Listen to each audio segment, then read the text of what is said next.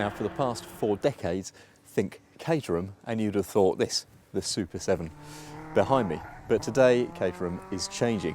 Its interests now range from a karting series that starts next year, all the way through, of course, to its fledgling Formula One team.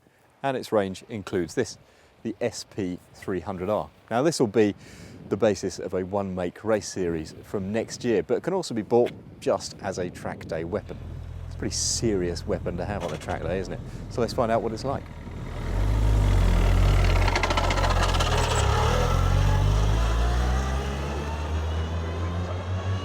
Okay, so the idea is, you've had a track car,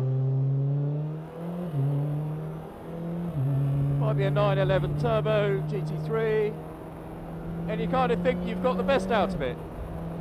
So where do you go next? Well, Caterham's thinking is you might come to something like this, which is basically a race car.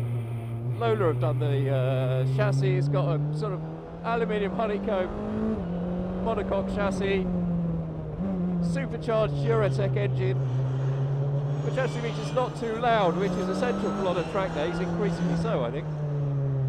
And then it's got a sequential gearbox with paddle shifts. Makes aerodynamic grip, it's got slick tyres. If you are serious about track days, this is a serious car for your needs. Makes 300 horsepower, weighs in the region of 500 kilos. The Caterham figures, look, if you're going to get a road car and effectively ruin it for the road by turning it into a track car, you might as well just have a track car. So what's it like? Well, I'm finding it a bit intimidating from the off, I've got to be honest. It is a racing car. This is not anything like a 7 in terms of experience. The 7's very, very friendly, very adjustable. Caterham say they do want this car to do the same thing. They want it to be fun, whatever your skill levels. It is not an unfriendly car to drive nearer its limits. You can feel what's coming. Steering is very communicative. The brakes are fantastically, really fantastically well weighted and balanced. I'd say what, I really like the brakes very, very much. I like the throttle response. I love the gearbox. What don't I like? Not very much. Oh, a tiny bit of understeer there through this slower corner. It's not an inexpensive car to buy. About 85 grand by the time you've added taxes and it's delivered. There aren't many options.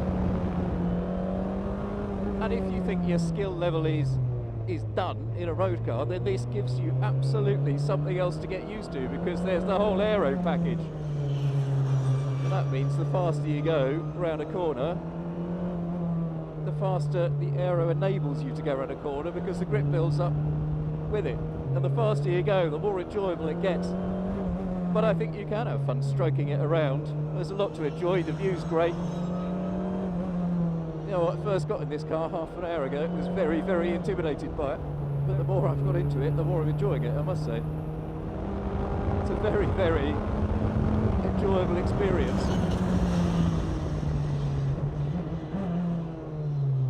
How enjoyable? Let's put it this way. I said I was going to come out and do 3 laps. You know what? I might just do a couple more. I don't think they'll mind. Right, it's superb, superb.